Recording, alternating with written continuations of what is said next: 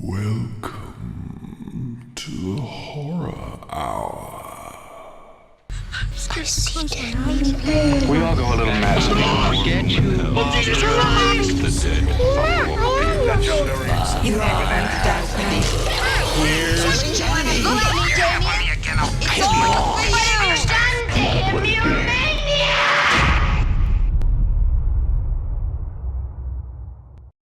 All right, hello. Welcome to Horror Hour. It's the place we discuss, we debate, we disagree on all things horror.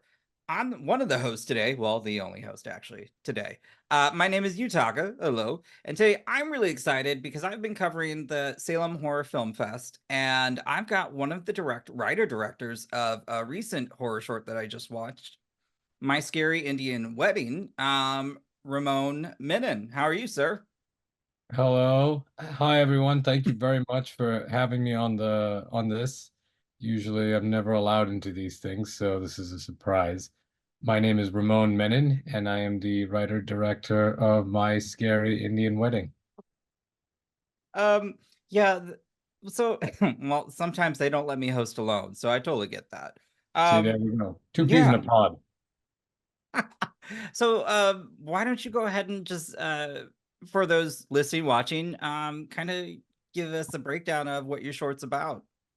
Oh, sure, yes. So my short is about a cursed Indian bridesmaid that is forced to track down and marry her soulmate in order to escape from this vengeful demon called the Manglik. I'm a big fan of The Ring and It Follows, so I thought I'm gonna do my brown man version of The Ring and talk about weddings too, because I mean we Indian people, we love those damn weddings. So thought That no is better very idea. true. Well, and they're Yeah. always usually so happy. So this was very interesting. I was not expecting some of this. What inspired you to really you know, bring the story to life? Well, I've said this before, but I'll say it again. I went to my cinematographer and I told him, hey, I want to make a searing documentary about my days moonlighting as a child bride in India. And I'm going to call it My Scary Indian Wedding. And then the cinematographer looked at me and said, who the fuck would want to watch that? So we We love kept the honesty. title. We kept the title and we changed the story. And then, so I mean, in all seriousness, the way I came up with it was when I was a kid, I went to my cousin's friend's wedding. I was pretty young, and we showed up like half an hour earlier, which is very rare for Indian people. We don't show up early to anything. It's called Indian Standard Time. We're it's IST. It's a real thing. We're late for everything. So this for us showing up half an hour early was a blessing for everybody. But Okay. then on the corner of the wedding, they were getting ready for the wedding, and then far off in the distance, I could see the bride getting, doing this very illegal looking procession, and she was all dressed up and standing next to this tree, and there was this priest, and I was like, hey, I asked my mom, I was like, what's going on over there? And she said, oh, the bride, she's a Manglik, and I'm like, what's a Manglik? Well, a Manglik, then she explained that a Manglik is a woman that's born on a certain day, under a certain star, astrologically. And if she's born on this particular day, that could be there's a certain number of days, she's considered bad luck for her future husband and her future husband's family. And and usually people don't like, especially the groom's family, don't like the brides who are Mangliks to come into their family. And even if these people could be in a relationship for 10 years and decide to get married, and they'll be like, nope, not her. So in order to get rid of the curse, they would have the girl or the bride marry an inanimate object. In this case, it was a tree. To lift the curse, they'll have a goddamn divorce right after it, move Oh on, my and have a God. wedding. So when I last year was like, hey, maybe it's time to make my brown man horror movie. I was like, what could my brown man horror movie be about? I was like, that the tree thing with the woman marrying the tree. Maybe there's something in that. And so I brought that back and I was like, how do we do this? So I'm a big fan of Insidious and The Conjuring. Okay. You know, I'm a James Wan. I think he's one of my top directors of all time. So I say I wanted to do something in that vein. So with James Wan, you have to have a demon. You can't This is true. I didn't want it to be where the in-laws were the villains, because that could be an approach, but I didn't want to do the Rosemary's Baby approach to it. So I decided to go the James Wan approach and have a demon a la The Ring and It Follows and do it in this style. And also because I'm a big in Indian folklore, there's a demon called the Mohini Pisasi. When I was a kid, my dad would tell us these stories about this Mohini Pisasi, this woman in this white sari or gray sari that would come and hang out in the middle of the night waiting for people to pass by, and then she'll take them. And I was always scared of that. And I was like, now it's time for my Mohini Pisasi. So the Manglik is a remix of the Mohini Pisasi, the Manglik social stigma that exists in India, mixed with this James Wan shit, mixed with The Ring. So it's a bit of it's if Dr. Dre was a brown man, I would be it for this movie. I'd remix the whole goddamn thing and made this movie out of it. Holy shit. Wow, it gives me wow, I have a deeper appreciation, one, for the film now. Two, I don't know much about the folklore, so that's very fascinating there was that attachment and also the social stigma.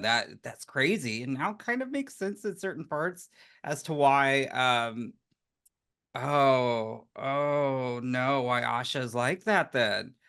Oh, damn, that's crazy. I'll be honest, I am highly superstitious. Like, you won't see me mess Right. around with that stuff. Like, it's just not for me. And I will say, maybe like aside from like being arachnophobic, I'm not a fan of like the whole demons and everything. And so that always tends to really kind of unsettle me as Sure. soon as, going into that. And so I was just like, okay, all right. But I really enjoyed also in this film um the way you the way you also played with the lighting. And because I'm thinking the first time you got me to jump, I was not happy about that. But Which one was it? Or should we say or not say?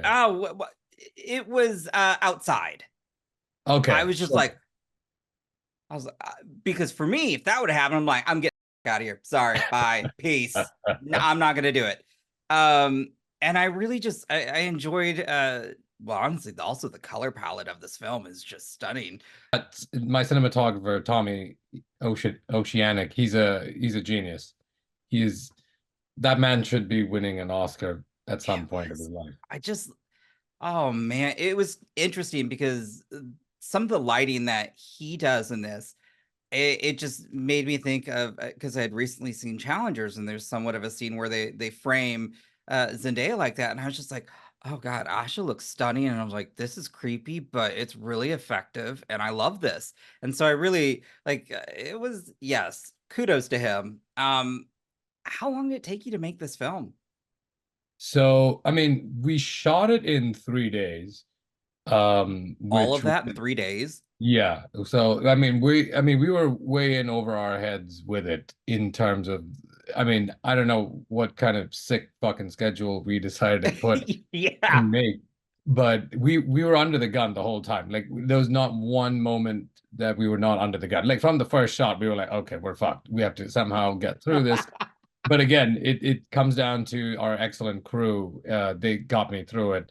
My producer, Anna Leah, she co-producer, she was great. The actors, of course, Misha, Patrick, Lexa, and the girl who played the Manglik, Anna, they were all excellent. Just to, we rehearsed the hell out of it. So we said, once we Mhm. show up on set, we have to almost treat the acting part of it like a play. You guys should already know all this. Please don't come and ask me about goddamn motivation on the set, because the motivation is we need to make the goddamn day. Yep, Was nope. most Gotcha. was most of that. So we did a lot of Zoom rehearsals at first because Misha lives in New York. Hmm. So we had to do it over Zoom. But during the costume fitting, like 2 days before, Misha flew down to LA and we did the rehearsals during the costume fitting, which is not at all ideal. But we managed to pull it off. And then on the set, their acting was like clockwork. So now we just had to figure out, just technically make Mhm. sure that everything was in place because this movie, like I said, we wanted to make it very stylistic in the sense of very James Wan, very Sam Raimi's Drag Me to Hell.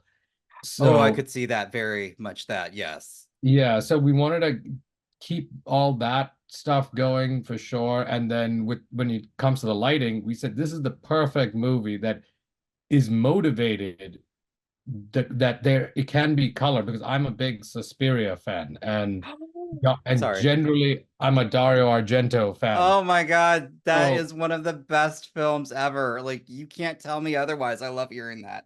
yeah, I mean for me, Deep Red, I love it. Yes. I love Bird with the Crystal Plumage. I love Four Flies on Gray Velvet. But Suspiria, I was just like, I told Tommy, I was like, now isn't this the time we can pull our fucking Suspiria? And he's like, yes, because now there's red light. It's the Oh, I it's a love fucking that. wedding. So we were thrilled. So we were like, oh, thank God we can motivate it. Oh my God. I'm like geeking out over the thought of that because it makes so much sense. And I just love one. Well, I'm glad my other co-hosts aren't here because they're not a fan of Suspiria, and it blows my mind.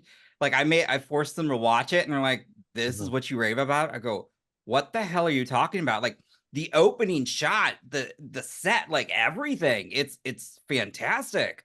I'm like, Yeah. y'all are young. I was like, you can get out of here right now. But I love that. Oh, yeah, no, because the lighting in this was just, I mean, I was mesmerized. And now it again, it more of this is making even more sense, and just it makes me have such a deeper appreciate more of an appreciation of this. I'm probably gonna go watch it again. And for Same. those also, it is playing at Salem Horror Fest, and I'm hoping, are you at any future festivals as well? I mean, right now, n nothing. I feel like we've done a lot of our run for the most part, maybe a couple in June, but I don't know if I can say just yet. But Okay, I would say gotcha. we're like coming to the tail end of it of the run for the most part because we started in August at Holly Shorts and LA Shorts, and Okay. it's been going. I should have upped my film festival submission game a little bit more, honestly. It should we should try to actually try to get it out there to more places. But you know, I'll get back into the process. That's its own thing, the whole I submission. mean, I can only imagine that's grueling. But I am curious, have you got to see others witness your film though? Like be in the audience and see people react to it? Oh yes, oh definitely. We had great screenings at, like I said, Holly Shorts, LA Shorts. We had a fantastic screening in Brooklyn Horror in Brooklyn in October. I love And Brooklyn horror. that block itself, it was called Nightmare Fuel. I'll never forget it because every movie was a banger. It was just boom, boom, boom. And then we played at Film Quest in Utah, which was also a fantastic screening over there. That place is like the ideal place for our movie to play because it's like a just a crazy rock star horror environment. Uh, Okay. it's excellent. If you ever get a chance to go there, you should both Brooklyn and Film Oh, Quest. yeah, I've been to Brooklyn, but I didn't go this past year. Couple It years was ago. It was amazing. Joe and the gang at Brooklyn are do a fantastic job, and then Jonathan, Jonna, and the whole team at Film Quest do a great job. So we had a great screening there. Then we had a fantastic screening at Nevermore, which is in Durham, North Carolina, which is a great festival. It more people need to go to What? that one. I'm gonna have to check that one out. Like, I'll be honest, I live in the Midwest, and so sometimes we don't get like the coolest of horror film festivals, and that's why I'm always grateful for when some will let me cover it remotely. Sure. And Salem is really Kay is really awesome about curating just some incredible horror shorts. And yeah, everyone that I've seen so far this year have been nonstop bangers.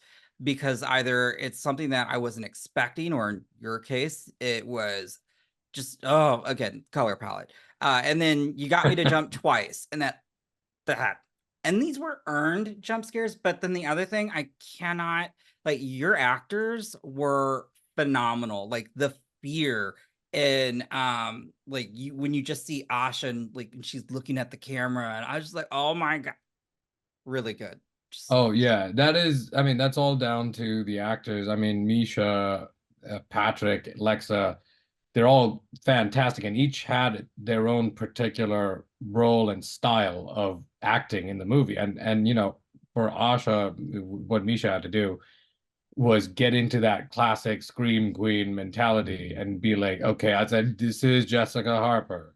This is Isabella Johnny from Possession, like this good. it's these people. Like you need to, I said, don't be afraid to take it there. Like we're going overblown. Like this is not, we're not doing a fucking Safdie brothers movie here, like this is not a Cassavetes, near realist thing. We're taking it to this elevated level, in terms of just heightened, sorry, not elevated, heightened is the word. And Patrick, he was great because his style is more of a dramatic actor. He's more, he would fit right into a Safdie brothers movie or like Yeah. a Cassavetes movie. And so and I felt like he did a fantastic job maintaining the realism and he grounded the movie. Oh Because, yeah. I- he's that he's that person in a horror film that, first, obviously the non-believer, that you just want to be like, dude, come on, you got to get it together, come on. And I really, or like, when he made certain things like, don't do that, don't do that, no, no, that's a bad idea. And I really did. um yeah, no, it was, your cast rocked. And Lexa, I, I got like mean bitch vibes from her, and I yeah, loved it because I was like, I can't tell if she's being nice or she's just being bratty because she's the one getting married. I yeah. was just like, oh, okay, I see you. Yeah, yeah, no, exactly. And the thing is with Lexa, uh, what she was great at, I told like her because when we were rehearsing, we were like, okay, so who is this character exactly? Like, is she like kind of helplessly fallen into this, like getting married to her best friend's ex-lover, or is she kind of manipulated it? And in my mind, it was more interesting if she manipulated it somehow. And also, I mean, we don't really dig into it. I mean, it's we talked about it when we were doing the rehearsals and stuff, but we were like, there's got to be this whole idea of, I mean, Indian people, we have to say it. There's a lot of us who have this reverse racism thing Mhm. going. There's a reason we were colonized for 200 years. Um, and this idea of like the trophy white wife comes in, and Yeah. and I was thinking, like even I don't know if Patrick's character Vikram is genuinely thinking about that, or is he doing it more because his family would prefer a girl like Lexa versus a regular Indian girl like Asha.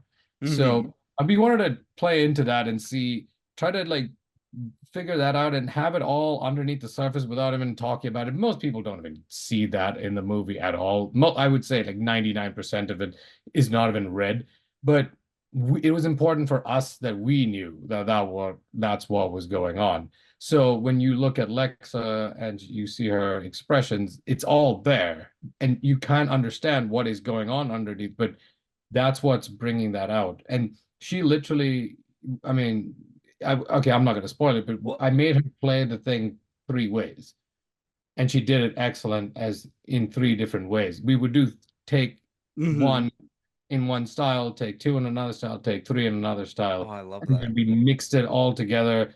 I'm sure you know exactly why we did that because there is something that happens that.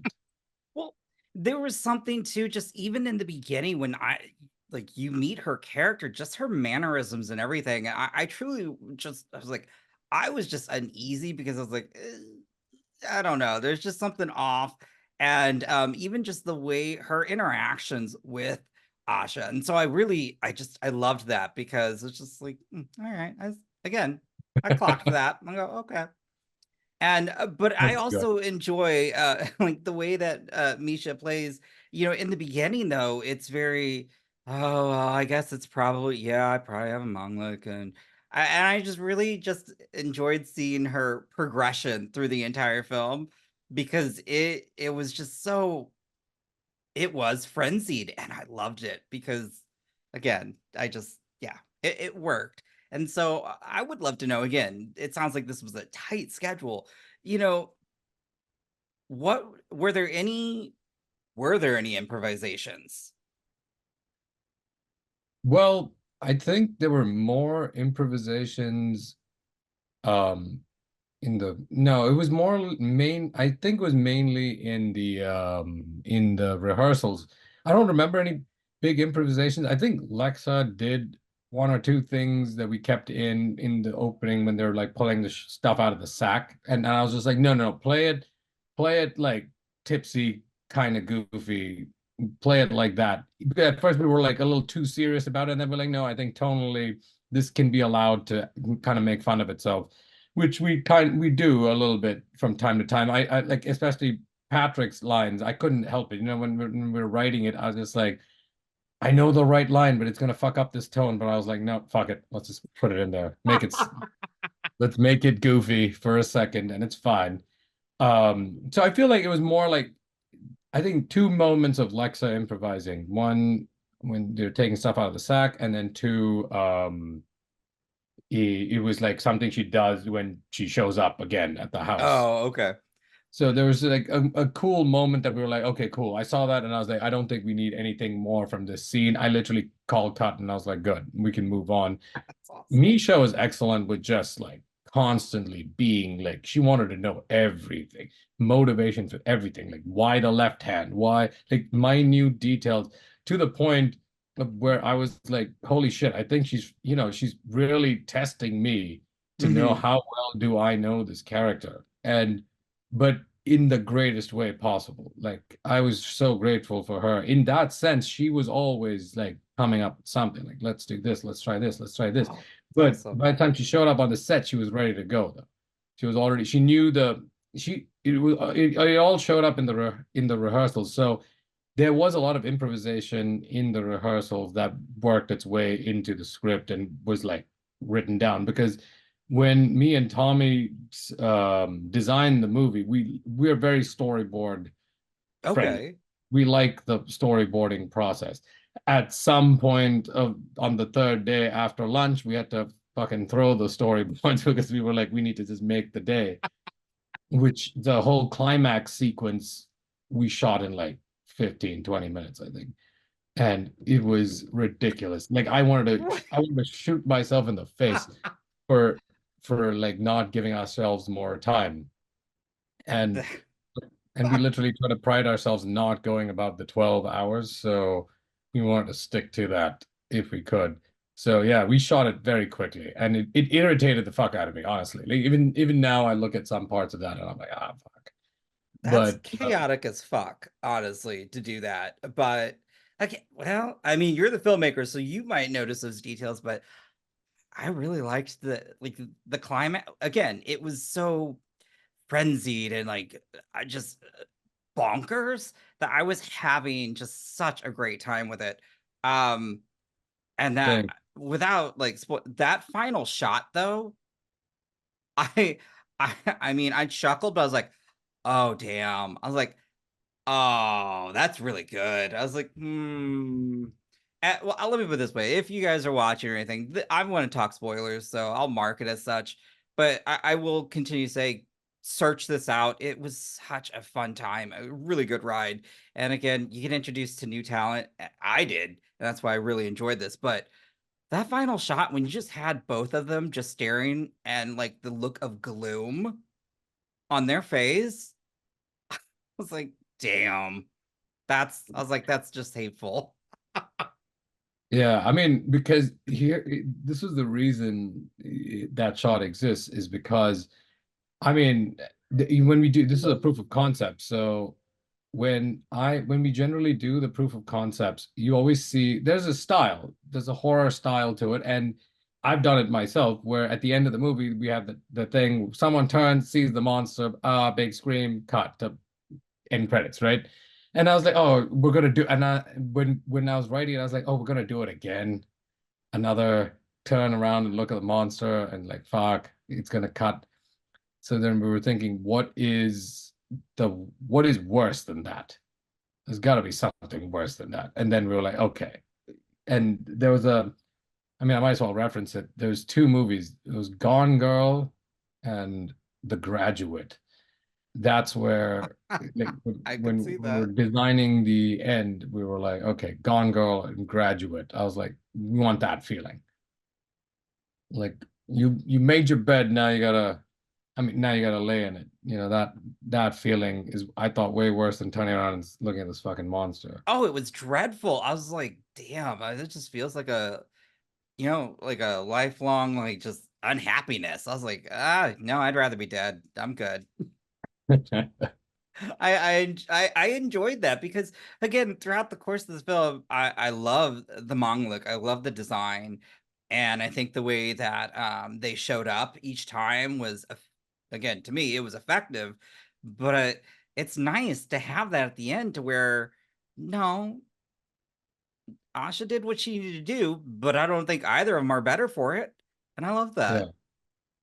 Yeah. I mean, and at the end, you know, like, knowing what Asha has done, you know, for Yeah. uh Ikram to be sitting there next to her is, I mean, you don't know. I like there's some hints in that shot that kind of suggest there's more going on even with that. And I'm sure Oh.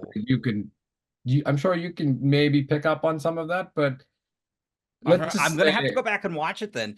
See, yeah. this is my favorite thing. I love to go back and try and see if there are things I missed, or if a filmmaker tells me about something that clearly I think I might have. So, Yeah, I mean, this one was it was pretty obvious in one way, but it's also not obvious because of the way we kind of present it. It's a bit of both. Let's just say the only clue I can give is is it that maybe he was in on it? no. Oh, okay. It's nothing that Oh, sinister.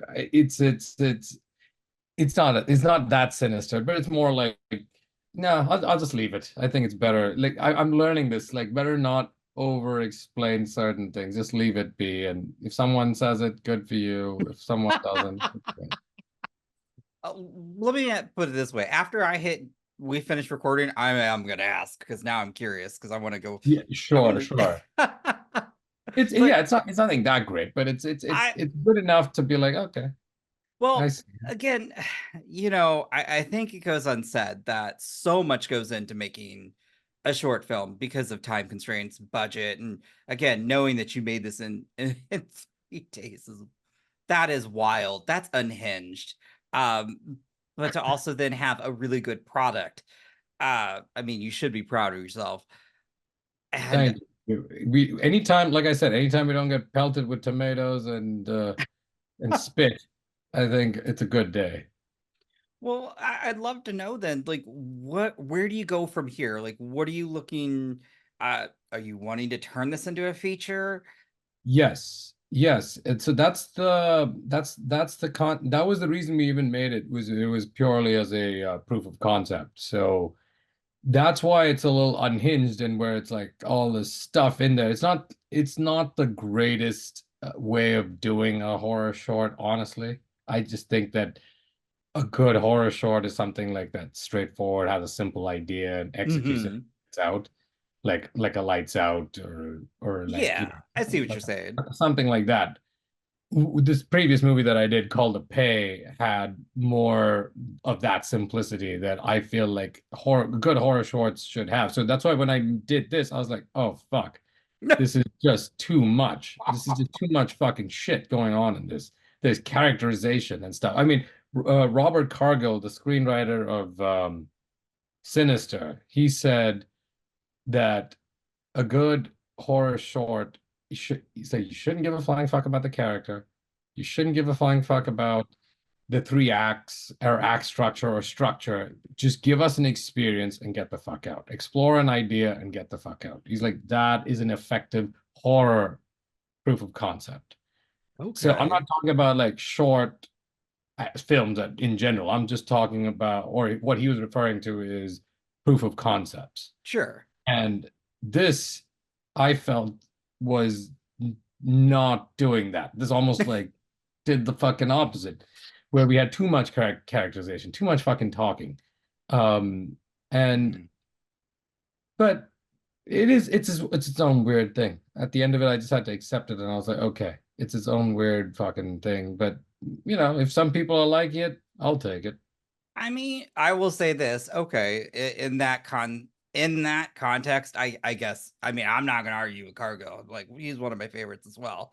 Um, but I also do appreciate when I get to see something and there's just either a character like as you as you said, don't give a fuck about the characters. But I felt like in this you did. And for some reason that resonated with me because then I actually cared. More so I cared about Asha. Like the rest of me, I was like, I don't care.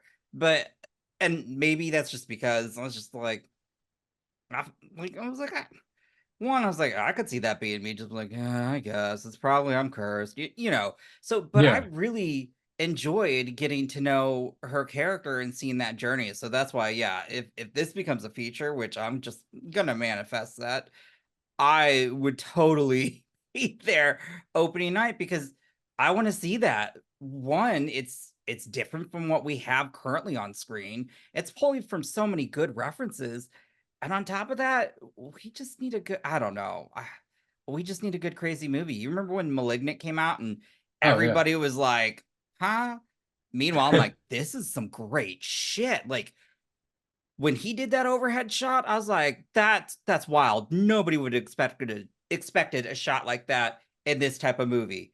Oh yeah. And so that's No. why no, like I love that, you have that James Wan as an influence because Oh yes. I feel like he's one of the few as well, like him, Jordan Peele, and a few others who are kind of like reimagining the genre. And so, Totally. Totally. Like I honestly, I'm very grateful because I've always been a horror fan growing up. I mean, a fan of cinema in general, but like horror also. And I felt like even though I'd really go out after and watch a lot of the horror movies that came out in like the mid 2000s to late 2000s, when Insidious showed up, that's when I was like, I think this man has just saved this fucking genre because until then it was good and there were great little moments of like, okay, cool moment in Paranormal Activity, cool moment in House of the Devil, cool moments in like films here and there. What's that movie called? High Tensions, Switchblade oh, Romance, that yes. the French one. There's like good moments in horror in that 2000s period, other than The Ring.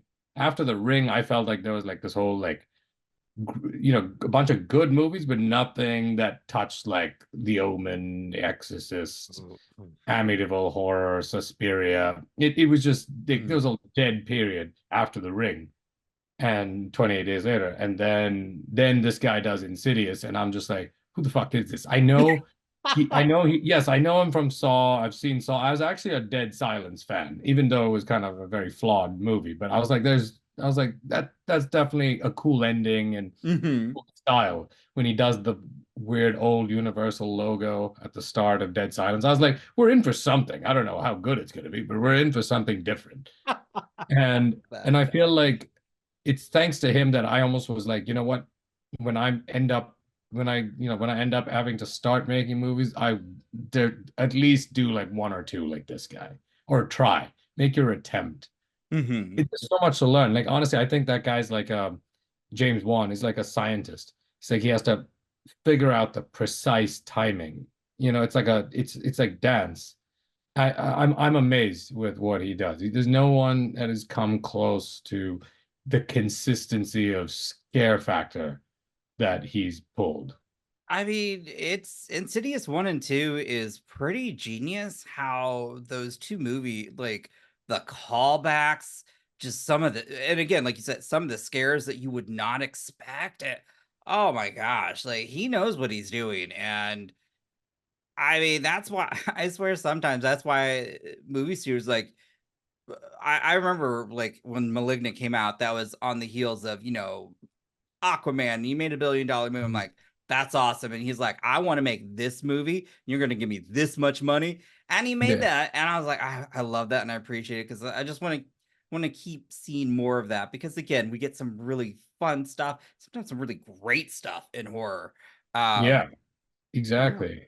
And yeah, and like, and it's great that he made a movie like Malignant because I mean, I'm also, oh yeah, that's the other thing that we kind of pulled a little bit from Brian De Palma as well. Like, there's a lot of a very it's Dressed to Kill that we pulled a lot of like the color vibe from. We were like, instead of Oh, yes. blue, Yes, you do. Okay. instead of blues, we're gonna go with reds and a little bit from Blowout as well. Like there's the colors also come. Yeah, it's like it's Argento and De Palma that we're definitely taking from. So when you said Malignant, I always think of Sisters because I feel like it's a very like it's I feel like it's his De Palma movie. Mm-hmm. I love that. Yeah. So I Um, mean it's great. Like the horror genre is a wild place, honestly. I mean, look, I love film as well. I mean, but horror is just my favorite. It's my bread and butter in a sense. I'll always have a good time, whether it's a good movie or a bad movie. I know I'm gonna enjoy it. Yeah. Um, so I'd be curious because I know the first horror film. Well, I know the second horror film I've also ever saw, which I'll never see again, and that's because it's traumatizing to me. Which one So was when it? it's The Exorcist, but I was 6 years old. Shouldn't see that Yeah. at six. It That's sticks with you. dangerous. So I'm like, I don't mess with that. But I've also, I think I just watched it for the maybe second or third time about 2 years ago, and I was like, yep, Yeah. nope, still freaks me out, but it's still one of the best. Well, actually, it doesn't even need to be horror. It's just a great film. Oh yeah. But I'd love to know what was the first horror film you ever saw? I think I mean I think I know. My dad would watch all these crazy movies. He'd have all these VHSs and he'd be watching the most random shit like Django, like the old Django with Oh, De dang. Niro. Okay. Like so like literally I'd be like, "Oh, what's he got in the?" I was like, "What's he got in the coffin?" He's like, "He's got a Tourette." I was like, "What's a Tourette gun?" And he's like, "That's a Tourette gun." And so I'd walk into like the Scarface chainsaw scene, like random shit like that.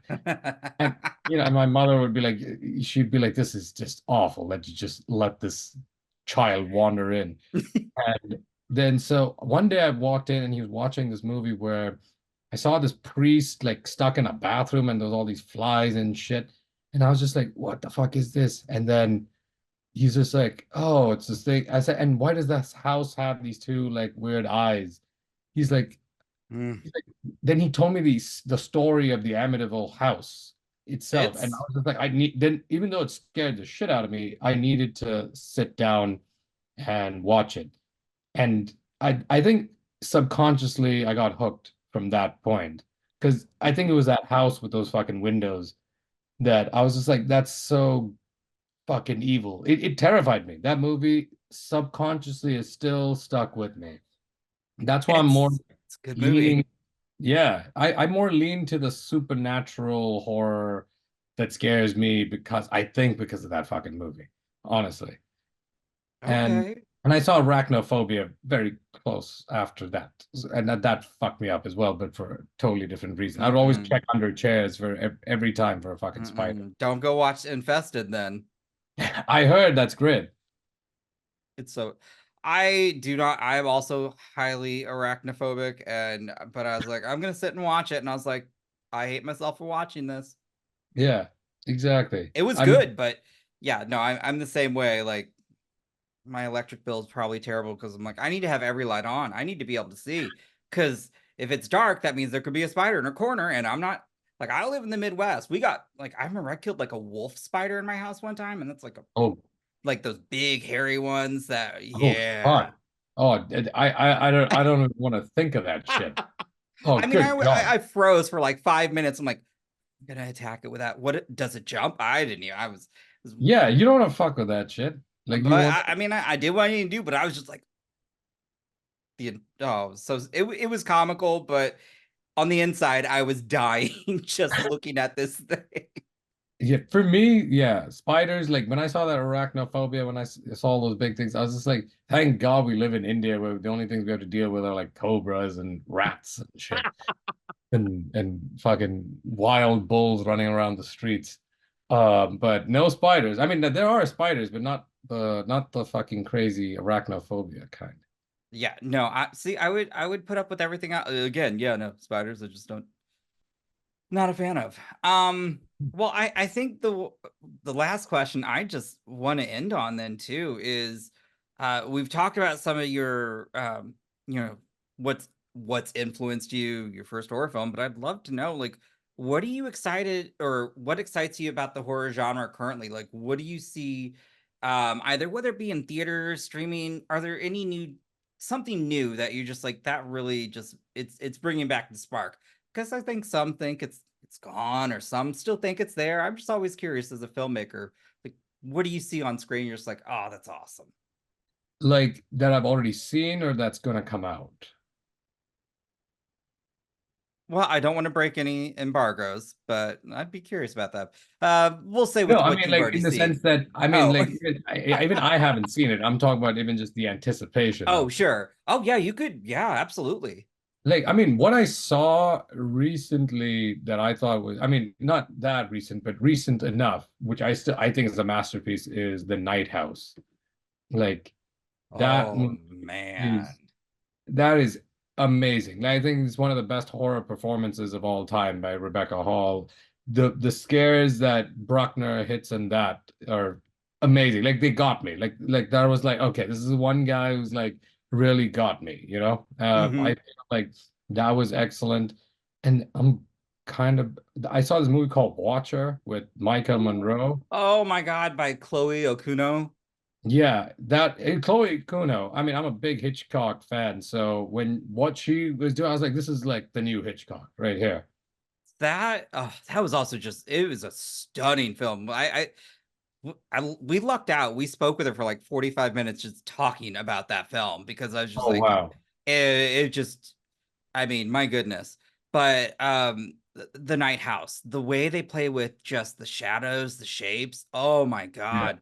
And you aren't kidding. Like Rebecca Hall, I've seen several performances from her in a horror film, and she gives it 100% pure, pure intensity. Like, I know a Yeah. lot of people did not like Resurrection, but I Yes. was just like, I don't remember anything but her performance, and I could not, I felt like I was holding my breath the entire time. Yeah. So, No, yeah, she's outstanding. I mean, like I can't praise The Night House enough. Like it's such an amazing movie and Talk to Me was also good. I just wish the scares in Talk to Me were a little bit better. Like the scene where he beats the kid bashes his head, that's fucking mm-hmm. fine. But for a movie that has the concept of the ghost just popping up in front of you, dead people pop, I was just like, if this, I was like, imagine if James Wan was on set and just said, hey, fellas, just a little bit more here.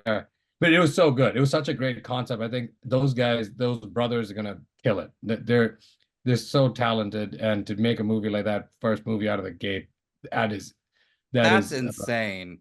that was insane. And yeah, I really enjoyed Talk to Me. Besides my one little quip with it, I'm a prick when it comes to all these kind of opinions. So if those brothers are ever listen to this interview, I'm sorry. I love that movie too. I'm a big fan. And I have to say, one of the scariest fucking things I saw recently, it's not even a movie yet. I mean, I saw the Ooh. trailer of Long Legs. Oh, The that that's ridiculous. That's not even planned. I have uh, the most recent Jesus. Fangoria. Yeah, Oh like my God. there I don't know what it's about. All I know is it looks terrifying and I Yes. cannot wait for it.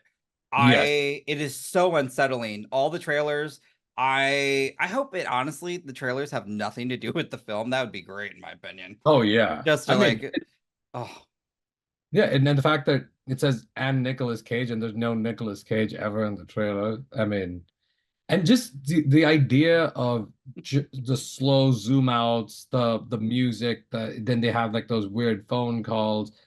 I think that's the best that's one of the best trailers I've ever seen, to be honest. I Mhm. think we need to return to that style of trailer again, because especially with the horror thriller genre, because Oh there's just yeah, too much shit away.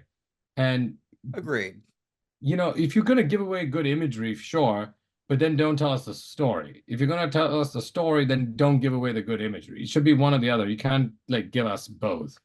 The way I could just rant about an upcoming remake because I watched the trailer and I was like, you just gave away the entire film. Oh God. Mind you, it doesn't need to be remade.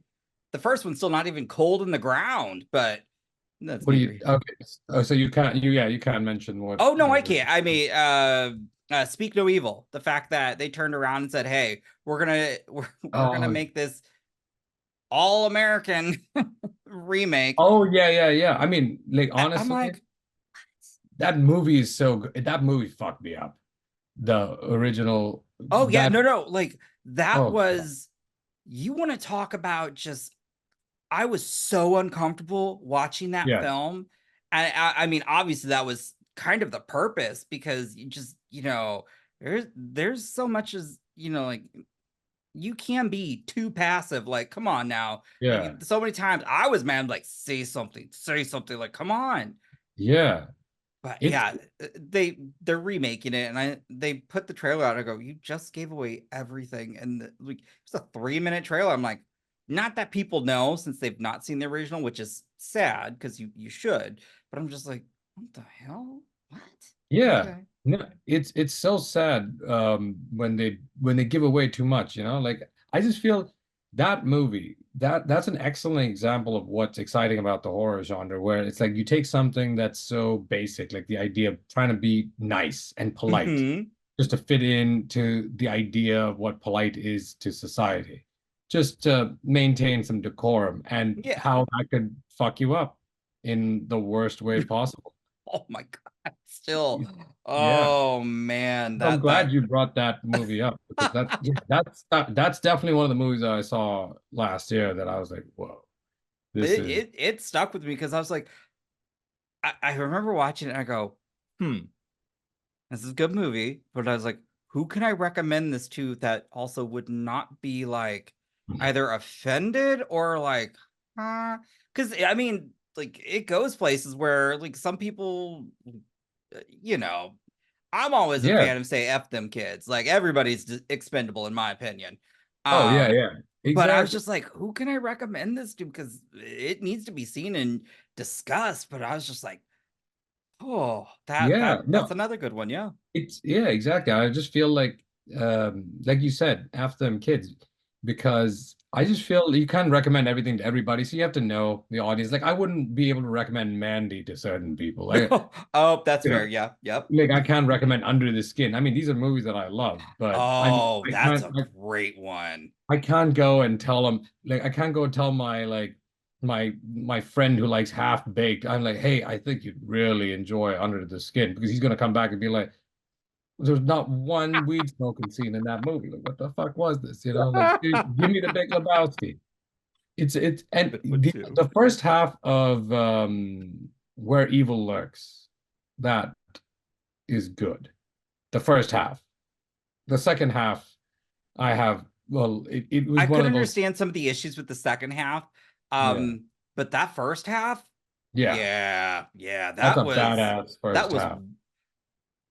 ooh, I was like, this is grotesque. I was like, I kind of like this. I was like, Yeah. which that's my other thing. And I say this to everybody, everybody needs to just like look outside in terms of their region, because there's so much out there in great horror. Like, I don't know. Like I was talking with somebody today and they're like, oh God, I had to read all these subtitles. Go, and Yeah. To me, it makes it better. Honestly, like you put like Scream in Iran, all of a sudden Scream becomes almost like it goes to Khan, like dang. just the moment you put subtitles on some shit, he doesn't sound as goofy now. Like all of a sudden you put, like what's his name? Stu Marcus in Scream's fucking dialogue doesn't sound as ridiculous as it does in Scream. I mean, I love Scream, don't get me wrong, but I'm just saying, put it in the Farsi or whatever, and all of a Mhm. sudden it gets the Palme d'Or. Oh, I see. Hey, that's very true too. So more fucking horror movies with subtitles, please. Yeah, no, absolutely. Look, I think actually I'll end on this last one. I think the movie that blew me away that I was not expecting to, and I think it did win, I feel like I won something I can, was Titan. Like Yeah, that was so out of the box, and I go, one, I'm like, I love seeing a female director being recognized because, yeah, but I was just like, that was so unexpected, crazy, hypersexual, but then also just deeply like emotional. yeah. To to me, Titan, the most horrific moment in that movie is when she's about to like smash her face into the sink, and she takes her finger and she taps the sink, and it makes that sound. That tick, tick. And to me, that sound was more gross than any kind of mutilation, any kind of like attack by Leatherface. It's just hearing that sound and just what it does to your imagination. I was just like, that is horror to me. That that was yeah. I was like on a crusade to get people to watch that. They're like, I don't know. It's in French. I go, and then once it started to be like an awards conversation, all these people were like, "Oh my god, have you seen this?" I go, "Yeah, I saw it when it was last announced." And I was like, "It doesn't need to be nominated." I mean, I'm happy, but I was like, "Y'all should have just been seeing it when people were telling you to." But Yeah, when it was playing at Beyond Fest in the parking lot, or at that. Oh, I would love to have seen that. Oh my gosh. No, it was. I mean, they did. Beyond Fest does good screenings, so it that one I actually like Raw better, to be honest, but Titan's good too. Such a twisted one too. Oh yeah, no, and it's just the horror genre in general. I think it's a great place for us to explore all these like themes that you want to make a movie about a one-legged lesbian soccer player as a drama. That's not gonna sell that great. You put that in a horror Mm-mm. movie, then everyone's like, let's go watch the one-legged lesbian Yeah. soccer player movie. I love it. Um, you know, Ramon, I've just had so much freaking fun getting to Me speak to you. too. One about horror, but also about your horror short, My Scary Indian Wedding. Seriously, it's fantastic. I Thank you. truly am gonna watch it tonight. And I want people search it out. Seriously, if it's at a film festival, check it out. And also just maybe go check out the trailer and just that's how you get these things out there. Just help prop it up. It's really good. It's nice to Oh yeah. see good films by what I'd like to say good people. So till next time. Oh, Everything except the last part is oh, true. okay. Yeah, no, he is pretentious. We should be Yeah, honest, guys. Pretentious, exactly. Just Um, putting it out there. yeah. With that, till next time, y'all. Thank you very much. You have been listening to the Horror Hour. See you next time.